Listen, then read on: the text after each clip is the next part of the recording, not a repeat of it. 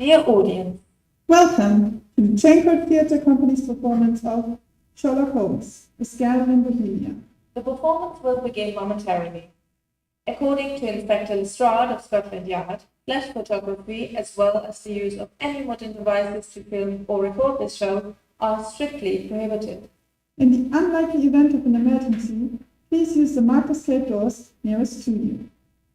By the way, Mrs. Hudson asked us to inform you that eating and drinking in this room is not allowed. She has enough chores to do as it is. Now, lean back and enjoy our show. We welcome you to the private rooms of the famous Sherlock Holmes, 221B Baker Street in London, England. It's the 20th of March in the year 1880.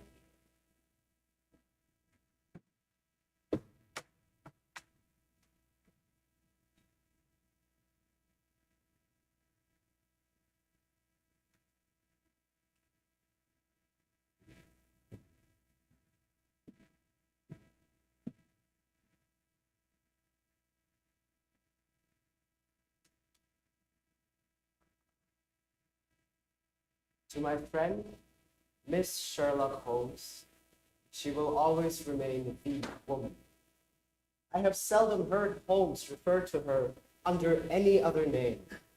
In Holmes's eyes, she eclipses the whole of humankind, and I believe my friend's feelings for her were as close to love as her precise and perfectly reasoning mind would allow.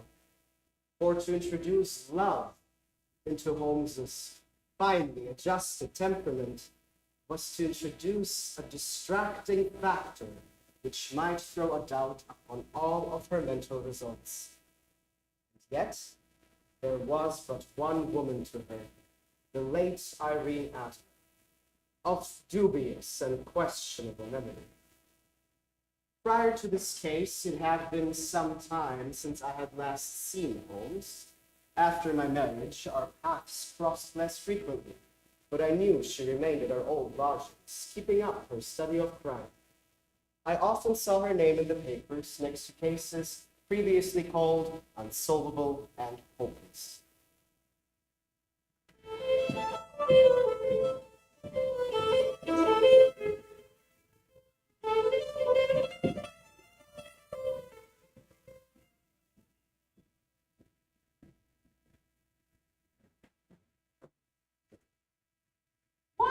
Good evening, Holmes. Good evening. Have a chair. Wedlock suits you. You must have gained 7.5 pounds since I saw you last. Only 7. Indeed. I should say your scales need calibration. And in practice again, I see. How good of you to look in on me on your way back from this evening's house visit by the riverside. My dear Holmes, this is too much. You would certainly have been burned had you lived a few centuries ago. It is true, of course, but I can't imagine how you've deduced it. It is simplicity itself.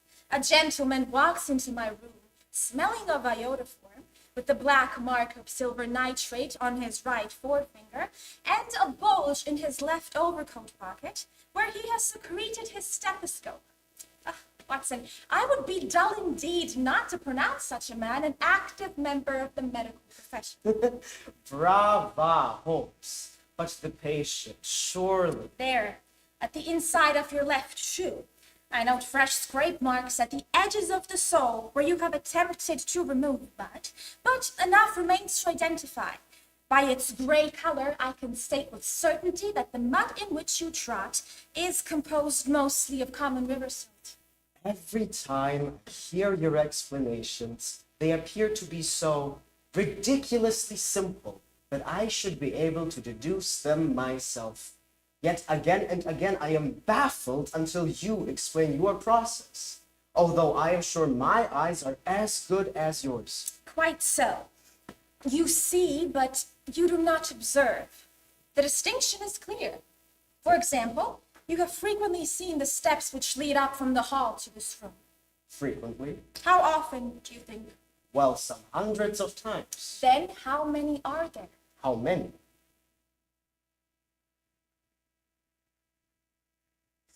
I don't know. I know there are 17 steps because I have both seen and observed.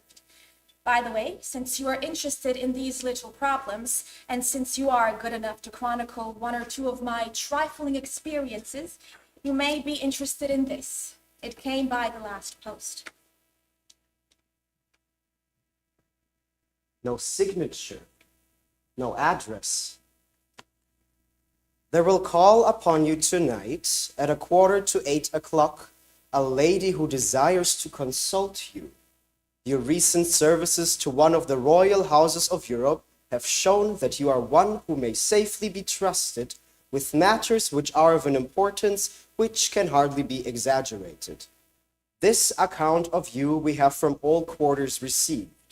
Be in your chamber then at that hour, and do not take it amiss if your visitor wears a mask.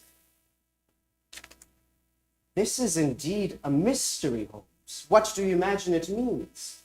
I have no data yet, and it is a capital mistake to theorize before one has data.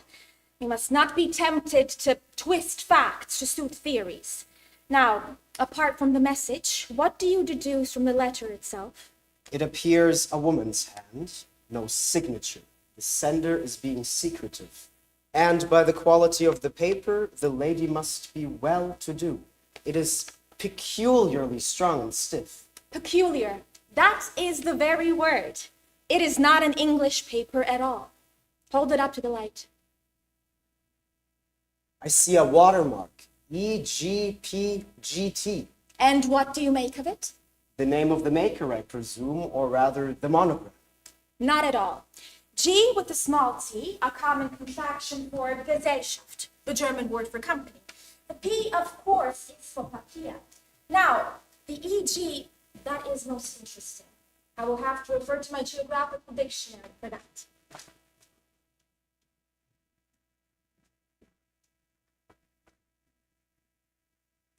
Iglo, Iglonet. Ah, here we are.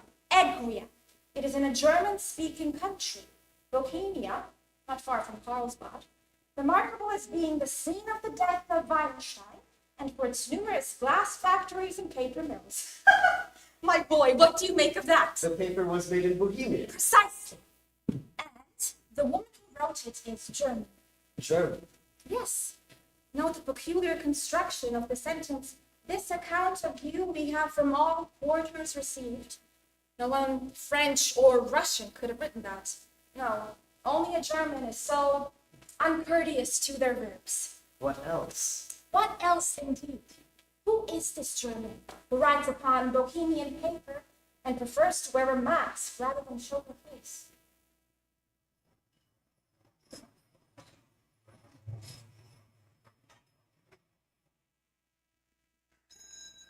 If nothing else, there is money in this case. There is a lady for you, Miss Holmes. She says you're expecting her. Thank you, Mrs. Hudson. And here she comes to resolve all our doubts. I think that I better leave, Holmes. Not a bit, Doctor. Stay where you are. I am lost without my Boswell. And this promises to be interesting. It would be a pity to miss it. But your client. Never mind her. I may want your help. And so may she. Here she comes. Sit down in this armchair, Doctor, and give us your best attention.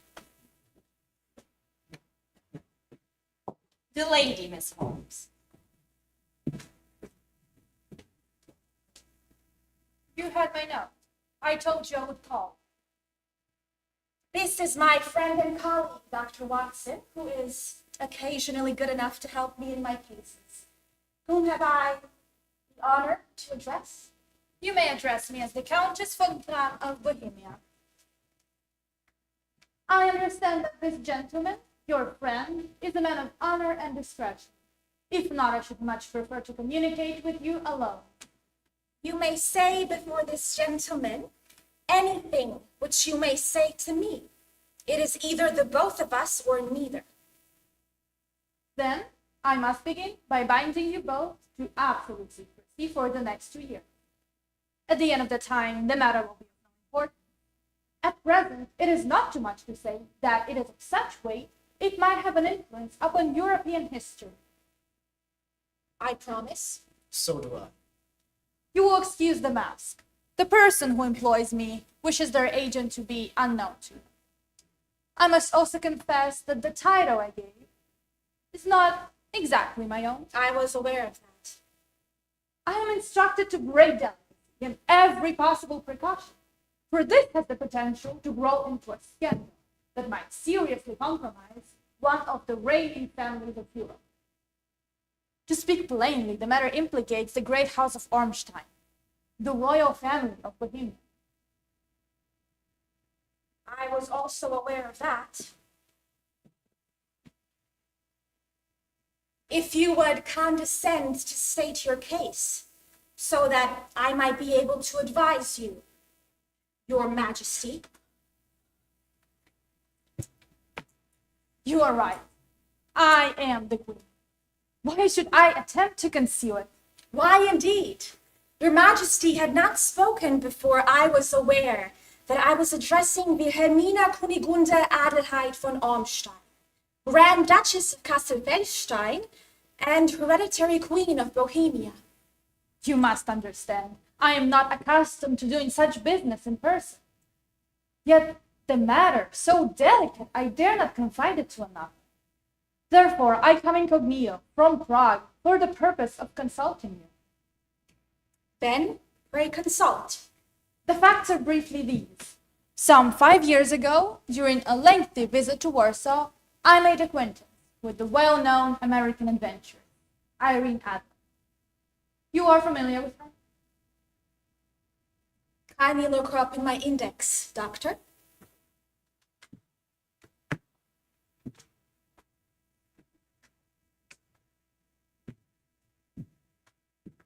Abbott, Adams, Adler Liebman. Here, Adler Irene, born in New Jersey, 1858, trained contralto, who worked at almost all of the premier opera houses. La Scala. 2 seasons as the prima donna at the Imperial Opera of Warsaw. Yes. She has since retired from operatic stage and currently resides in London. Quite so.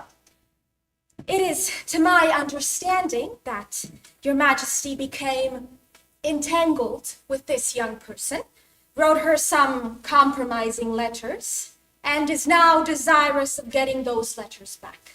Precisely so. But how? Was there a secret marriage? None. Legal papers or certificates? None. Then I fail to follow. If these letters were produced for the purpose of blackmailing Your Majesty, how is she to prove their authenticity? There is the right forgery, my private notepaper, stolen, my own seal, imitated, my photograph, bought. We are both in the photograph. Oh dear. That is very bad. Your Majesty has indeed committed an indiscretion. I was mad, insane. You have compromised yourself seriously. I was only crown princess then. Young, foolish. The photograph must be recovered. We have tried and failed. Your Majesty must pay. It must be bought. She will not sell. Stolen, then. 5 attempts have been made. Thrice her house in London was burgled. Twice her person and her luggage have been searched. No sign of it? Absolutely none. It is quite a pretty little problem, but a very serious one. Very, indeed. And what does she propose to do with the photograph? To ruin me. But how? I am about to be married. So I have heard. A mere shadow of doubt on my conduct would end the matter. And Irene Adler? Threatens to send them the photograph, and she will do it. She's the most beautiful of women, but her soul is as resolute as steel. You are sure that she has not sent it yet? Yes, Why? because she said it would be sent to the newspapers on the day my engagement is announced to the public. That will be Monday. Oh, then we have 3 days yet. That is very fortunate, as I have 1 or 2 matters of importance to look into just at present. Your Majesty will be staying in London for now. Yes, at the Langham, by the name Countess von Kamm. I shall let you know how we progress. Pray do so. Then to the money. You have carte blanche. For this photograph, I would give a province of my kingdom. And for present expenses. I have 300 pounds in gold and 700 in notes on me. Thank you, Your Majesty. Mrs. Hudson? Yes, Miss Holmes. Would you show our client the way out? Good night, Your Majesty. We shall soon have some good news for you. I will anxiously wait, ma'am. Good night.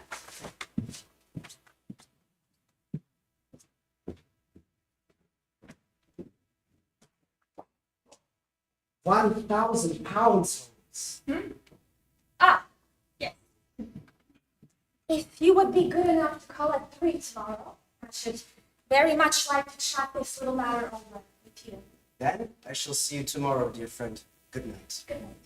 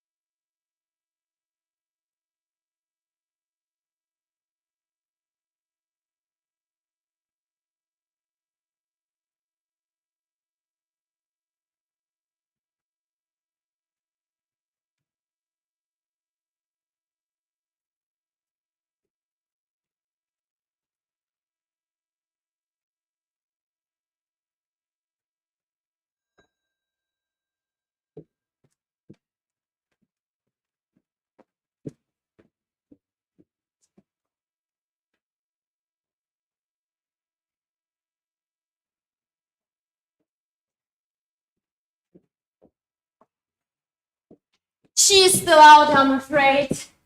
You know how it is. Didn't even eat this morning. Left in a hurry, just after 8 o'clock. No matter, Mrs. Hudson, I shall wait for her here. How have you been getting on? She keeps me on my toes, our Miss Holmes. But it's been quieter with just her here. And she does attract interesting times, doesn't she? The woman yesterday evening alone. She was quite something. Very ostentatious. No English lady would be caught out looking like that. The boots? Ridiculous. Never mind the boots, the coat, and that mask. Has to be a smarter one than she to fool Miss Holmes. I will leave you to it then. No, really, I am sure you cannot guess how I've employed my time today. I can't imagine, but I see you have been portraying one of your characters. I assume to watch the habits in the house of Miss Irene Adler. Quite right. But I am sure you will agree the day was peculiar even for me. I left this morning in the character of a stable hand out of work. There is a wonderful camaraderie among horsey folk. If you are one of them, you will know all there is to know. I soon found Brimley Lodge, a nice little villa, garden out back. The lock on the door is good, but the windows have those silly English locks that a child could open. I walked around the house and eventually came to the stable. There I encountered 2 horse grooms on break. Looking for work? Is there any to be had? It's a busy stable, lass. There's always work to be had. Work a few hours and you'll get 2 pence and a glass of half and half. Thank you. Might I inquire whose stable I'm working for this morning? Miss Irene Adler? And she is a good mistress. Aye, fair and pays well. Gave Jack a raise last month when his wife had a baby. Right, well, pretty too. Don't get John started. He'll sing her praises until you beg him to stop. The truth ought to be spoken. The most beautiful woman in England, Miss Adler. I'll tell you. She doesn't go out much. Good for the horses, that. Only once a day at 5 in the evening.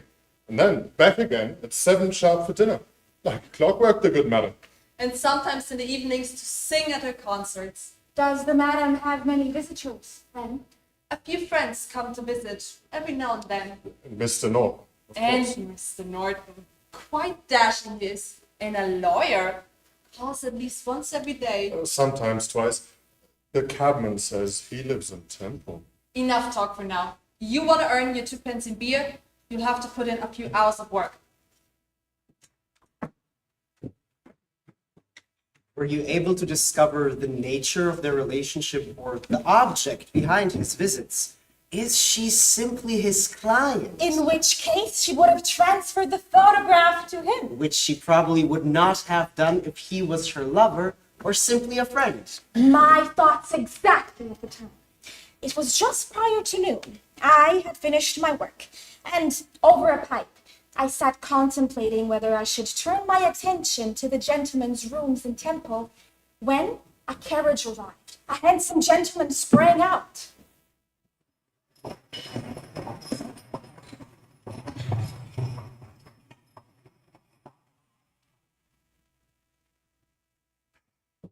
Dear man, wait a few minutes, I shall be back shortly.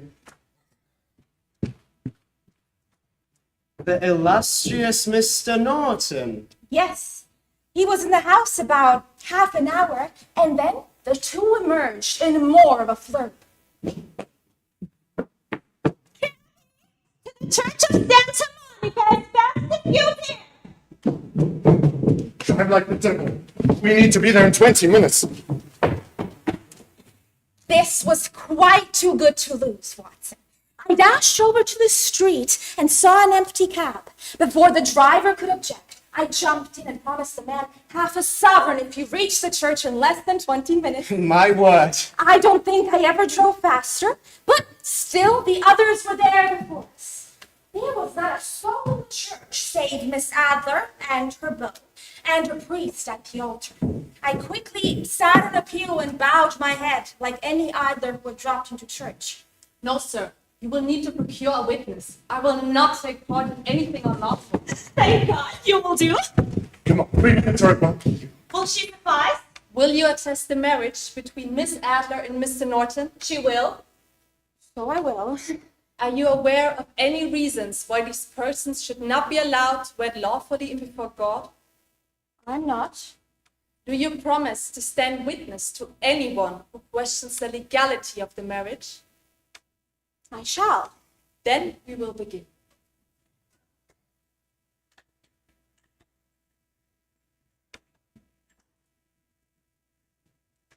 Miss Irene Adler, will you take the here present Godfrey Norton, bachelor, to be your lawfully wedded husband?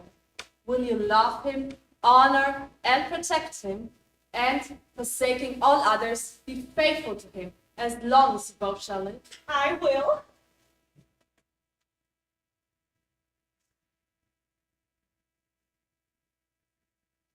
Mr. Godfrey Norton, will you take the here present Irene Adler, spinster, to be your lawfully wedded wife? Will you love her, honor, and protect her, and, forsaking all others, be faithful to her, as long as you both shall live? I will.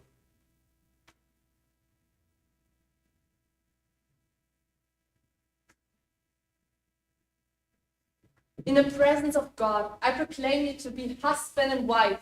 May he give you his blessing and watch over you in good times as in bad.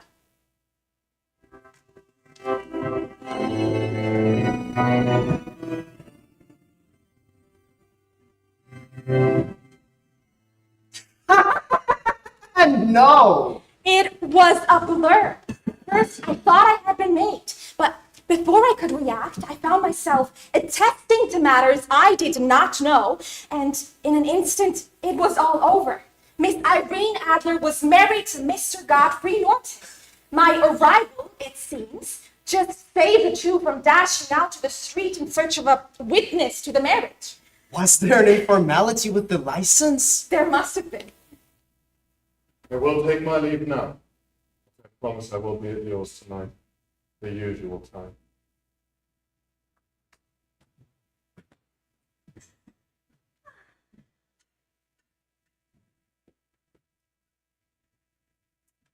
Here, dear, as a thank you for your service today, my husband and I are very grateful. Thank you. This is a very unexpected turn of affairs, I must say. Indeed. I am sure you are now able to understand why I was laughing earlier. Even for me, it has been the most peculiar of days. Now, I am hungry and shall call for something to eat. We have plans to make for this evening, and I shall need you dearly. Mrs. Hudson? Miss Holmes, Did I bother you for lunch? I have been too busy to think of food, and I'm likely to be busier still this evening. always the same with you, Miss Holmes. I shall bring it up as soon as it's ready. Can I count on your cooperation tonight, dear Watson? I shall be delighted. You don't mind breaking the law, Not in the least. nor running a chance of arrest? Not in a good cause. Oh, the cause is excellent. Then I am your man. What is it you need me for? In 2 hours, we must be at the scene of action. Miss Irene, or Madame, rather, returns from her drive at 7. We must be at Bryony Lodge to meet her. And what then? You see, the marriage simplifies matters. The photograph becomes a double-edged weapon now. It is as much a risk to her own marriage as it is to the Queen's. Exactly. Now, the question is, where are we to find the photograph? Might it be hidden on her person? The Queen has already waylaid and searched her. It seems unlikely that Madame Irene would take the risk to have it on her, should it happen again. Where then her banker or her lawyer? That is a possibility, but I am inclined to think neither. Why should she hand it over to anyone else? She can trust herself, but she has no possibility to guarantee the same for a businessman who might fall victim to political or economic influence. And she wants to use it within a few days. It must be where she can lay her hands upon it.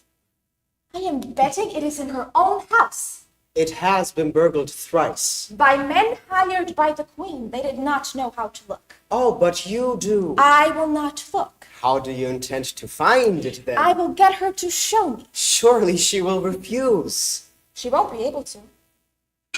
I am not sure I follow, my friend. Leave that to me. I have arranged with Master Kerr, and hopefully all will go to plan.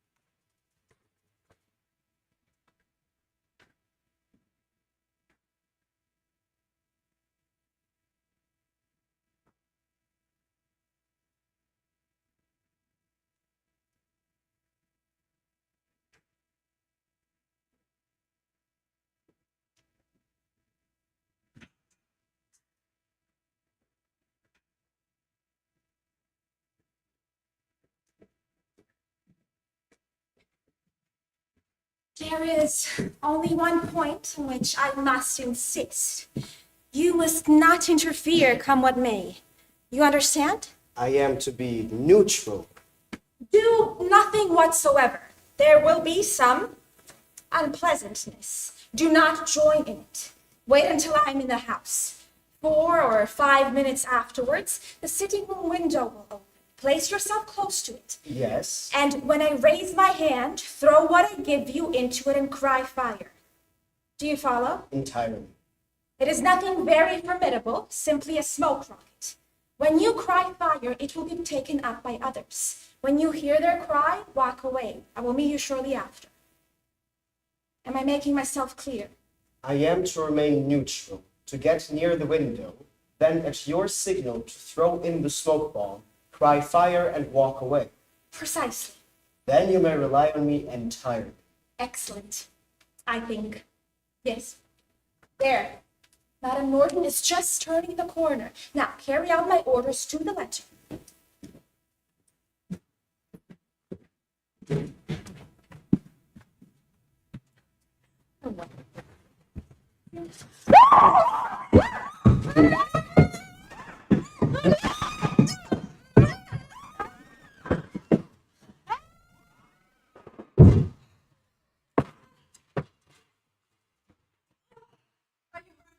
No harm has come to me, but please check up on the lady, Lizzie.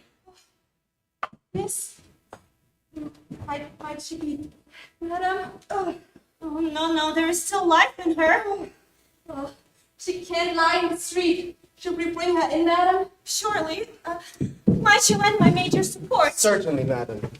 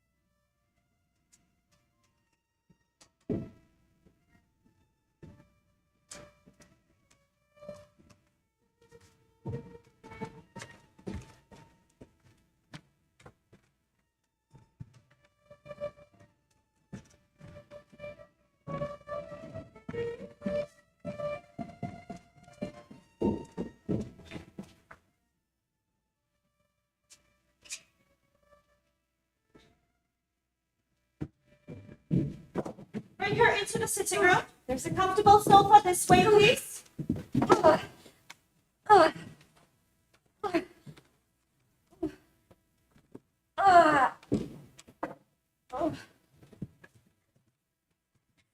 Lizzie, some scotch and smelling salts. Certainly, madam. And be a dear and prepare some tea. Yes, madam. And shall I call for the doctor?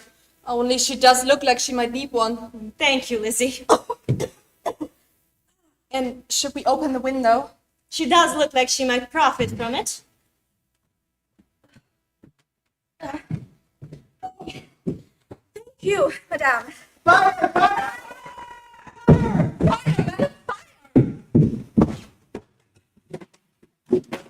False alarm, madame. Only a false alarm. Rest assured. False alarm.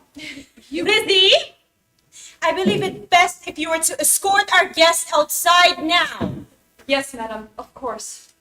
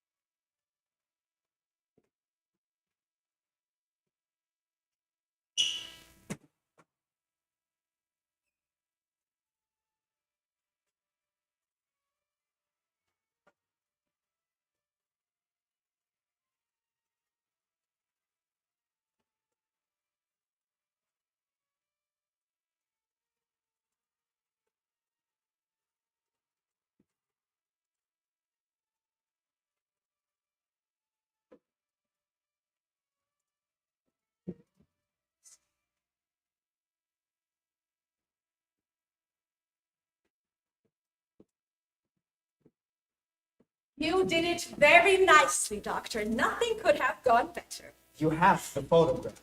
I know where it is. She showed you. I do not wish to make a mystery. The matter was perfectly simple. She was bound to have me in. What else could she do? And into her sitting room, which was the very room which I suspected. It lay between that and her bedroom, and I was determined to see which. They laid me on a couch. I motioned for air. They were compelled to open the window, and you had your chance. That I did see. When one thinks that the house is on fire, instinct is at once to rush to the thing which we value most. It is a perfectly overpowering impulse, and I have more than once taken advantage of it. A mother who wraps her baby. You would wrap your violin. Exactly. Now, it was clear to me that Our Lady of today had nothing in the house more precious to her than the photograph we are in quest of. She would rush to secure it. The alarm of fire was admirably done. The smoke and the shouting were enough to shake nerves of steel. It is hidden in a secret compartment of a cabinet. She was there in an instant, and I caught a glimpse of the photograph as she half drew it out. Unfortunately, the lady asked for me to be escorted outside, and I was unable to acquire it this very moment. What's now? Our quest is practically finished. I shall call with the Queen tomorrow, and with you, if you care to come with us. We will be shown into the sitting room to wait for the lady, but it is probable that when she comes, she may find neither us nor the photograph. It might be a satisfaction for Her Majesty to regain it with her own hands. And when will we call? At 8 in the morning, before she wakes, so that we shall have a clear field. Besides, we must be prompt, for this marriage may mean a complete change to her life and habits. I must wire to the Queen without delay. Now, where are my keys? Good night, my Sherlock Holmes. I have heard that voice before. And I wonder who the deuce that could have been. Watson, will you stay here tonight? I believe I shall. Excellent.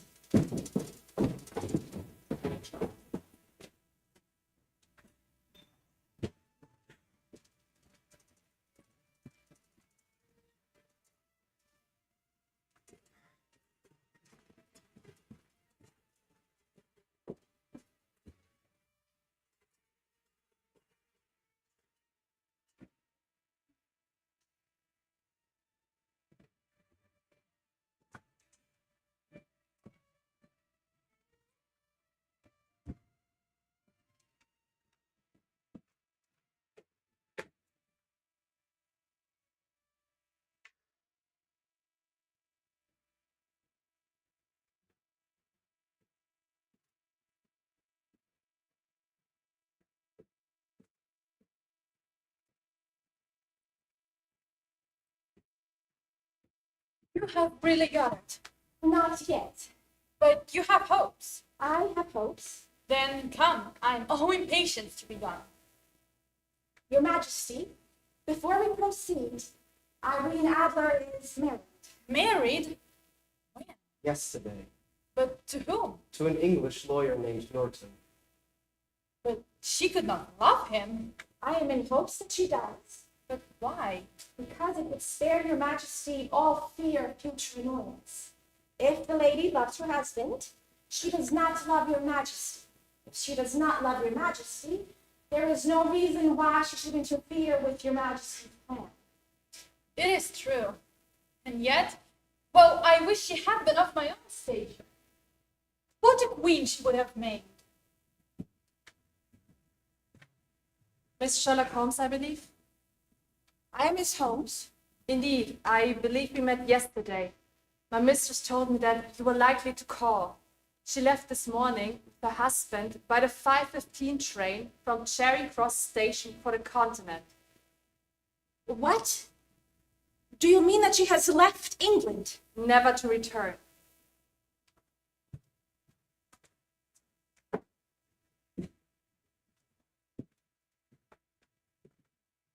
And the papers? All is lost. We shall see.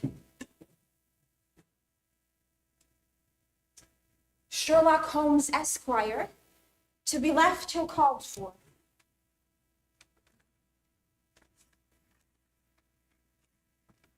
My dear Miss Sherlock Holmes, you really did me well. I had not a suspicion. Until it was too late, and I had already betrayed myself.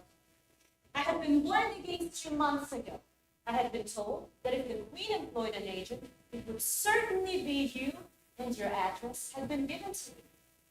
Yet you devised a scheme that made me reveal what you wanted to know.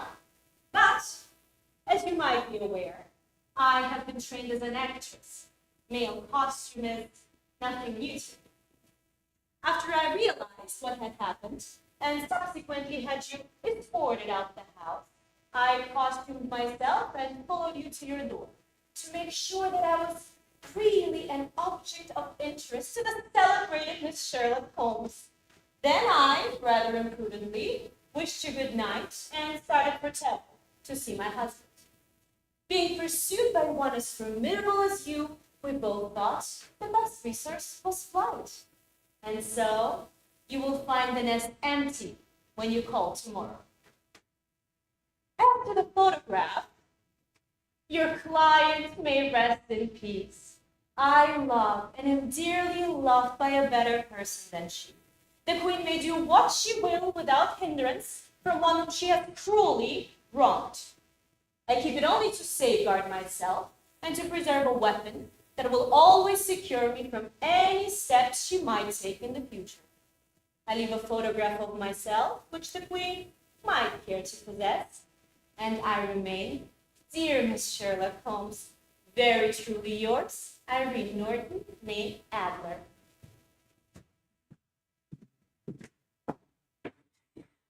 What a woman! Oh, what a woman! Did I not tell you how quick and resolute she was? Would she not have made an admirable queen?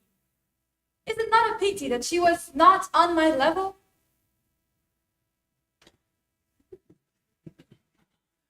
From what I have seen of the lady, she seems indeed to be on a very different level, Your Majesty. I am sorry that I have not been able to bring Your Majesty's business to a more successful conclusion. On the contrary, my dear miss, nothing could be more successful. I know that her word is inviolate. The photograph is now as safe as if it were in the fire. I am glad to hear Your Majesty say so. I am immensely indebted to you. Pray tell me in what way I can reward you. This ring, Your Majesty has something which I should value even more highly. you have but to name it. The photograph, Irene's photograph. Certainly, if you wish it. I thank Your Majesty. Then there is no more to be done in the matter. I have the honor to wish you a very good morning.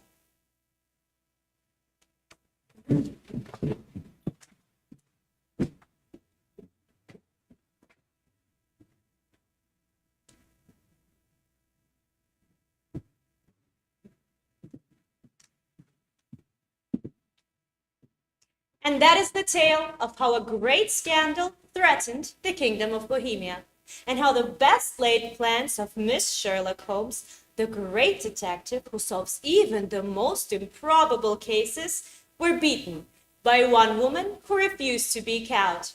It is also why, when Sherlock Holmes speaks about me, she still refers to me as the woman. And with that, dear audience, I bid you good night.